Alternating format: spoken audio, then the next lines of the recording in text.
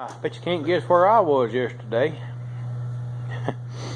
They had their sale, as they call it, spring sale on parts and oil and filters and whatnot. So we had to go over and let that leaping deer eat our checkbook up. But the reason I was over there was because of this crime scene I got going on right here.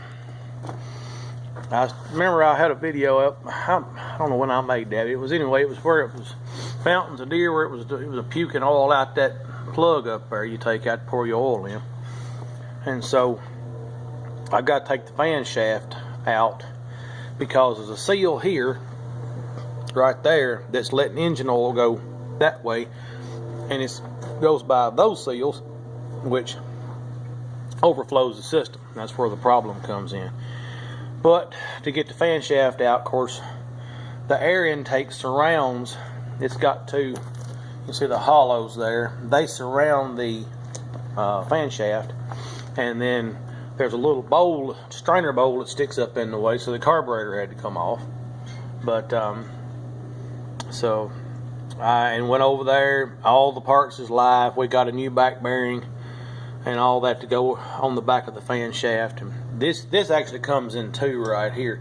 You can take the pump off without taking the fan shaft, but the directions include removing the radiator, and no, we're not going to do that. So anyway, and besides, I mean, the back end is where the real problem comes in anyway. But that's what we're working on right now, getting this old girl fixed up. I was going to do my no-till drill, and we kind of went back and forth and back and forth. We thought once we was going to do spring oats, and we've about decided we're going to do more early corn, where the wheat just kind of more or less, it didn't fail, but it's never going to amount to enough to really leave.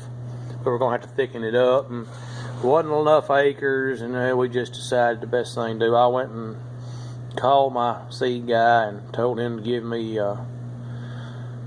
some extra.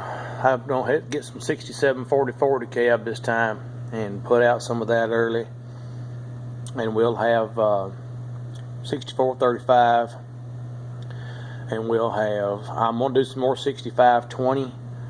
I like the hybrid. It'll go in late as late corn, but it grinds good. That's one of the reasons I like the 65 20. It makes a good crop, but it grinds easy. It's not like throwing rocks in your feed mill. But yeah, we're working on that. This power steering system is a little different than a lot of them. The way it works, and like a Charlin, where you have it on the shaft here, and it directs all the power through the worm gear. This one, the worm gear is up here. On the side of that is this valve. Well, as you move the worm gear, there's a little rack in here that moves back and forth and directs the pressure that the pump makes through these two lines to these vanes. And so it's a true steering assist. You really only do about 30% of the work with the worm gear and the steering wheel, and the steering vanes do the rest. They're very strong systems. 4-row mounted cultivators and bedders and listers and 2-row pickers, they've got enough steering power to turn them easily when they're right. Now, when these things all get all jacked up, they're a pain. And the problem is we've about buried everybody that knows how to work on them. These valves have to be centered. If they're not, the things will just if you start them up, they'll just turn the wheels by themselves and lock. So we're not messing with that. We're going to leave that alone. That's working fine. We're going to focus on the pump. The Charlin systems were pretty good. I had one of them. I used to own a Super MTA Farmall. Oh goodness, I should have told y'all to sit down before I said that. Yeah, I had a Super MTA Farmall for about 2 years, and it had factory equipped power steering, and it drove pretty good too. But